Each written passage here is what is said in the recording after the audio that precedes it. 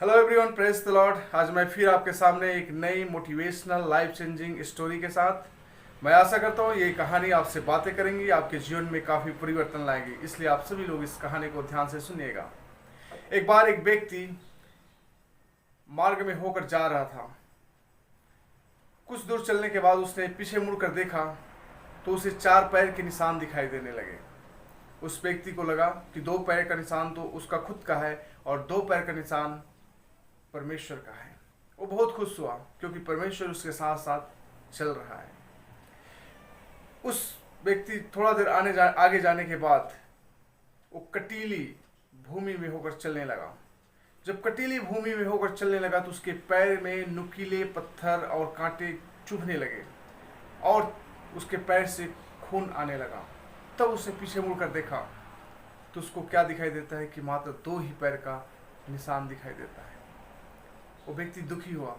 उसने कहा कि पिता परमेश्वर, जब मैं अच्छी भूमि से होकर चल रहा था तो आप भी मेरे साथ थे, लेकिन जब आज मैं इस कटीली पहाड़ी और नुकीले रास्तों से होकर जा रहा हूं तो आपने भी मुझे त्याग दिया।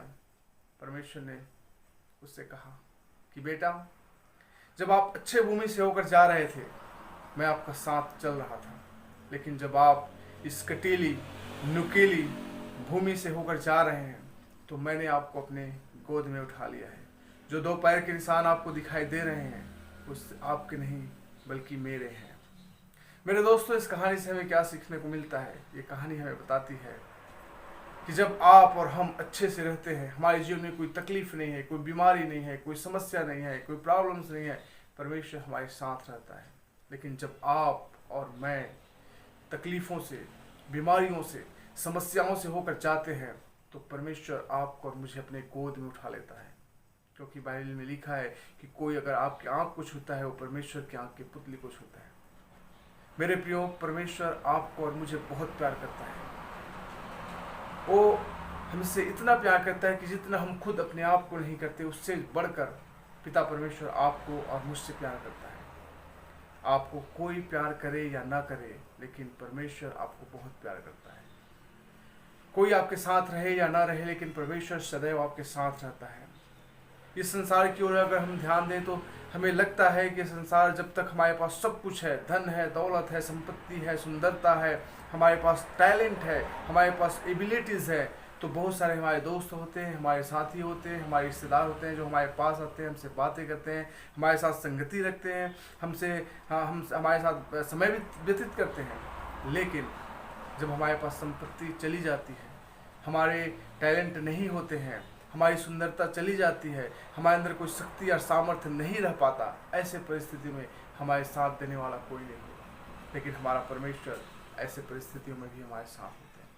जैसे कि हमने कहानी में सुना, जब परमेश्वर के दास अच्छे रास्ते से होकर जा रहा था, परमेश्वर उसके साथ थे। लेकिन जब वो कटीली भूमि में होकर जाने लगा, परमेश्वर उस व्यक्ति को अपने गोद में उठा लिया और वो कटीली भूमि में चलने वाला जो पैर था वो व्यक्ति का नहीं बल्कि परमेश्वर का था। इससे हमें ये सीखने को मिलता है दोस्तों कि जब आप और हम अच्छे से हैं, परमेश्वर हमारे साथ है। लेकिन जब आप और हम कटीली भूमि होकर जाते हैं, दुख से होकर जाते हैं, तकलीफ से होकर जाते हैं, समस्या से होकर जाते हैं, बीमारी से होकर जाते हैं, तो याद रखना, परमेश्वर आपको और मुझे अपने गोद में उठा लेता है, क्योंकि आपको और मुझे बहुत प्यार करता है।